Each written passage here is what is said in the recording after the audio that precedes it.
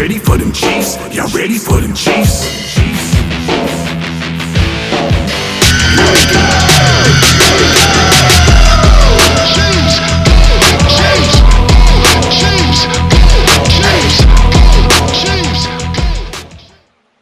Welcome back, ladies and gentlemen. It's your boy B, the B and back. It's your boy B, Ryan, the talent, half man, half amazing. And today I just wanted to throw a short video out there with my opinion on what the top 10 teams in the NFL are. So we're calling it the Talent's Top 10. 4 T's, baby. Let's hit it. Take this walk with me. Number 10, I got the Cowboys. Defense is strong. Defense looks good. My issue with the Cowboys is, in my opinion, they have no offensive identity. What do you mean by that, Bryan? Well, last year in the red zone, the Cowboys were 70% or better effective as far as scoring touchdowns through 20 minutes. This year, they're at 35, 36%. Now, I don't know if that's strictly because of the loss of Kellen Moore, but right now they kind of look distant when they get inside the red zone and the play gets, the field gets a little smaller and more compact. So I have them at 10. Number 9, I have the Cincinnati Bengals. Outside of Mr. 7-Eleven, Jamar Chase, their offense has had some question marks. Their O-line isn't doing real well, and Orlando Brown Jr., the human swing gate himself, is hurt. Burrow does seem to look a little better on that calf as far as throwing the ball, and then Gibbons back. And that defense is pretty solid. I think after this break, when Burrow's 100% healthy, they might go on a little run, and they could get scary. Number 8, I have the Jacksonville Jaguars. Jacksonville Jaguars, their defense leads the league in takeaways, and Trevor and them they've been putting up pretty good numbers. I like ETN. He's a good piece.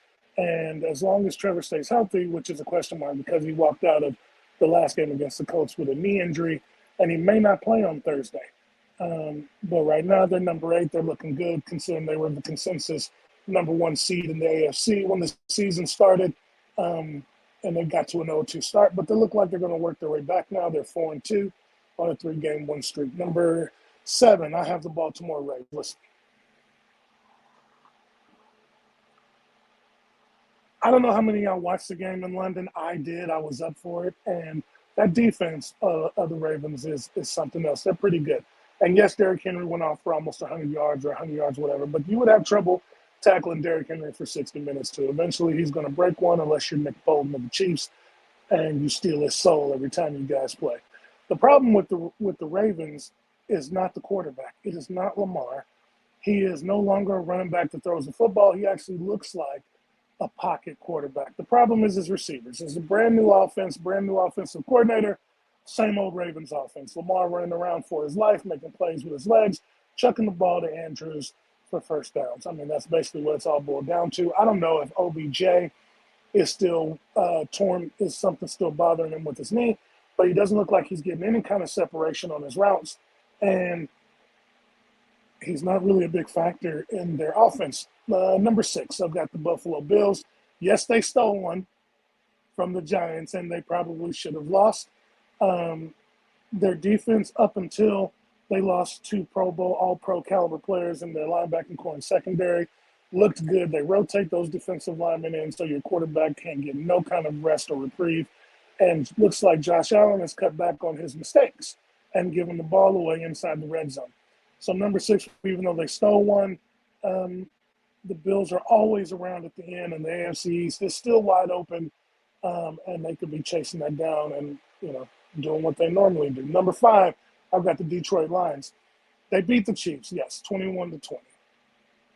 And you can call that a fluke if you want to, but you know what? Their offense is no joke. They're running that ball, and they are winning with Jared Goff instead of in spite of him. That defense is playing inspired, and they are 3-0 on the road.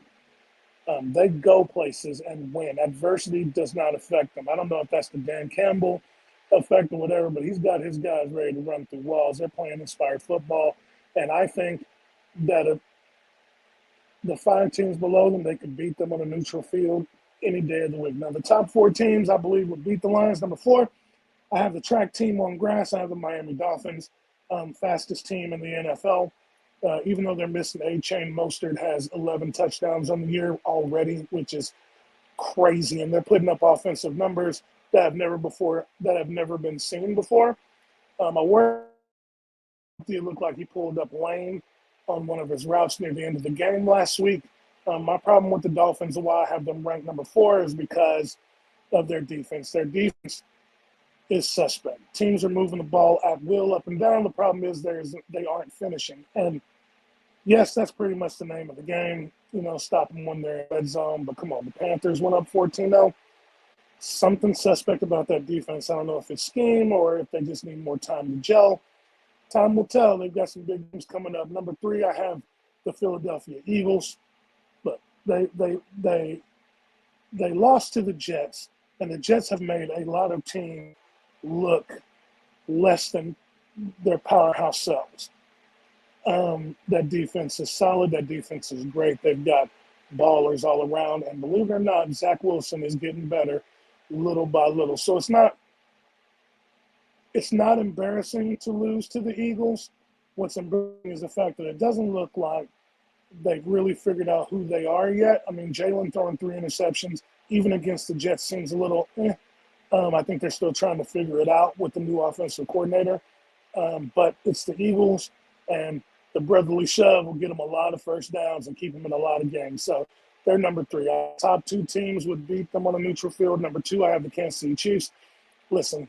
I want to tell you guys something that you may not know. The Chiefs have the number 6 ranked defense in the NFL. Number 6. That's without Bolton for 2 games, without Amenity for 6. They're getting after the quarterback. The secondary is flying around and making plays. The defense is good. They're the only team to hold every opponent that they've played so far to 21 points or less. The problem, everybody seems to have a problem with the Chiefs, is wide receiver and the offense. Now, I'm not saying they need to make a move. I don't think they need to. I think they've got all the talent in the world right there, and I think Key said it best. I think Travis is the training wheels. I think they're using this time before the bye. I think 5-1 was generous for them, and I think that they're using this time to kind of figure out where people fit, and then they're going to start rolling out the offense. If you look, for all those complaining about Sky Moore and MVS not being a factor, Mahomes isn't really throwing them the ball either. They're running a lot of routes, but Mahomes isn't throwing the ball. I think they're trying to fill it out, trying to get the young guys involved. I'm ready for when the rubber meets the road, when it's time, when we're jockeying for playoff position and we actually get into the playoffs. And then they're going to give him Travis a little less so that when he's in, it's more of an impact and people aren't trying to double him, triple him, and stuff like that because they think they're going to shut our offense down. And number 1 is the 49ers. Yes, the 49ers lost to the Browns. The Browns right now are running at a clip that we haven't seen in 40 years. This defense is playing better than the 85 Bears. Okay, right now at this clip they are. Now, is it going to maintain? I don't think so. Who knows? But right now they are.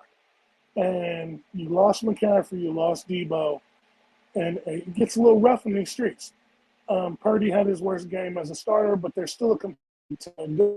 Christian McCaffrey is probably going to be a Hall of Fame running back. Debo and Ayuk are Pro Bowl receivers. You've got Trent Williams as a Hall of Fame left tackle. You've got Pro Bowlers on that defensive line that they rotate. You've got a Hall of Fame linebacker in Wagner, and that secondary is legit. And if they were played right now, I think the Niners would beat the Chiefs, which is why I have the Niners at number 1. So there it is. There's my top 10.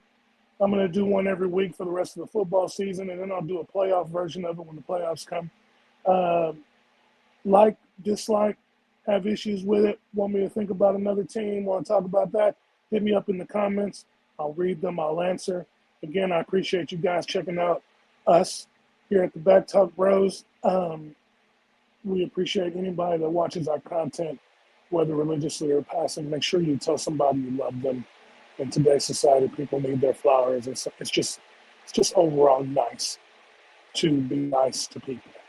And with that being said, I'm your boy, The Talent.